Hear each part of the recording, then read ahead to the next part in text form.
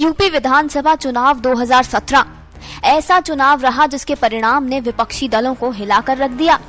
परिणाम आने के कुछ ही समय बाद बहुजन समाजवादी पार्टी की अध्यक्ष मायावती की तरफ से चुनाव दोबारा करवाने की बात सामने आने लगी। बसपा की तरफ से ये बयान भी सामने आया कि चुनाव में वोटिंग ठीक तरीके से नहीं हुई है। ये भी कहा गया कि ये लोकतंत्र की हत्या है। ये तमाम सवाल जो विपक्षी दल उठा रहे हैं, इसे फिलहाल नतीजों की बौखलाहट कहा जा रहा है, क्योंकि इन सवालों को सच साबित करने का फिलहाल कोई तथ्य किसी भी पार्टी के पास नहीं है। समाजवादी पार्टी की अगर बात की जाए तो अखिलेश ने भी हताश होकर कह दिया है कि मैं समझता हूं कि वोट समझाने पर नहीं बल्कि बहकाने पर डाले जाते हैं।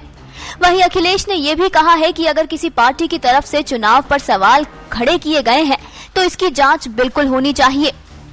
खुद ही सुनिए आप लोग कि चुनाव के नतीजों का विपक्ष पर कैसा असर पड़ा। वोटिंग मशीन ने बीजेपी के सिवाय किसी दूसरी पार्टी के वोट को स्वीकार ही नहीं किया है। देखिए, मैं ये कह रहा हूं कि कुछ लोगों ने और पॉलिटिकल पार्टीज ने सवाल उठाया है। सवाल अगर उठाया है, मैं भी समीक्षा करूंगा।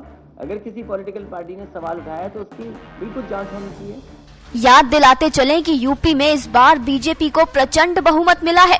403 सीटों में से बीजेपी ने इस बार अकेले ही 312 सीटें जीती हैं, जिसके बाद यूपी में माहौल पूरे तरीके से मोदीमय हो गया है। नेक्स्ट 9 न्यूज रूम से लिपिका की रिपोर्ट।